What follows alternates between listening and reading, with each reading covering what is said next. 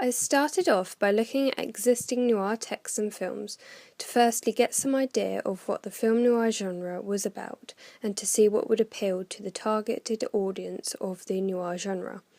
I wanted to first research into old film noir films such as Detour and Double Indemnity to look at the classic conventions and plots of film noir. I also, because times have changed, decided to research into noir films such as Brick and Kiss Kiss Bang Bang.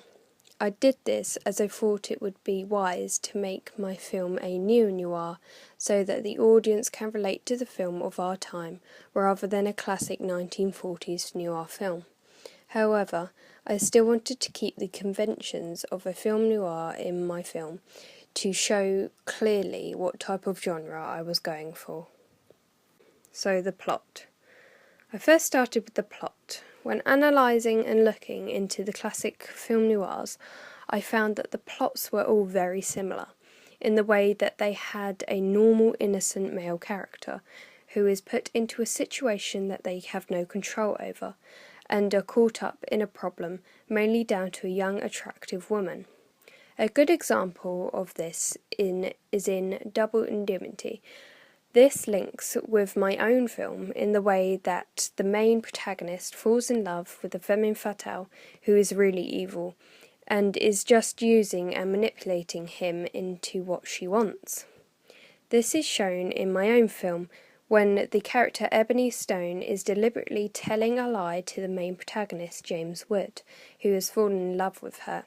She uses his emotions to her advantage and manipulates him into killing another innocent man, as he believes he is protecting her. Again, this links with the plot in Double Indemnity, as the main protagonist is protecting the femme fatale from any harm, even from the police. The characters. I wanted to keep my characters classic like the film noirs. This is because I wanted to keep my genre clear to the audience, as it would give my neo-noir a real classic feel. My femme fatale, Ebony Stone, really reflects the character in Double Indemnity. She is firstly presented as an innocent, young, attractive girl. The main protagonist doesn't know what's coming, and she is always one step ahead. My femme fatale costume is quite neo-noir compared to the femme fatale we see in Detour. Ebony Stone is very modern in the way she is dressed. Her clothes, tight like the character in Detour, however, they are much shorter and daring, which shows danger and gives the character a real sex appeal.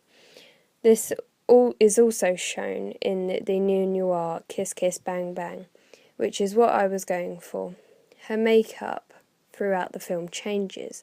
First, we are presented with her looking quite natural and like the classic femme fatale, like in Detour. However, as my film goes on, her makeup gets darker and more intense, reflecting the storyline, which is a lot more modern and striking. My male protagonist is also classic. I wanted to keep my main characters both classic so that they go well together and that they show my film is based from the noir genre. My male protagonist, James Wood, is presented as an everyday normal guy, which is why when something does happen to him, it comes as a real shock to him and the storyline. My film is shown from the perspective of the main protagonist, just like in Detour.